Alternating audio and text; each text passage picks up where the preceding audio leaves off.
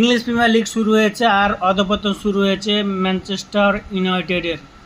নিজেদের প্রথম ম্যাচে নবাগত হাল সিটির কাছে 2-0 ব্যবধানে হেরেছে, যে হাল সিটি 2016-17 মৌসুমের পর প্রথম প্রিমিয়ার লিগে খেলছে। মাইকেল ক্যারিকের শিষ্যরা নবাগত হাল সিটির কাছে যেন একেবারে অসহায়। 90 মিনিটে মাইকেল ক্যারিকের শিষ্যরা আক্রমণ বেশি করলেও তারা গোলের দেখা পায়নি। অন্যদিকে হাল সিটির হয়ে প্রথম গোলটি করেন নাইজেরিয়ান ডিফেন্ডার সেমি আজায়ের এবং দ্বিতীয় গোলটি আসে সেনেগাল ডিফেন্ডার নোবেল মেন্ডির হেড থেকে। হাল সিটির ক্লাব ফুটবল ইতিহাসে ষষ্ঠবারের মতো প্রিমিয়ার লিগে খেলছে।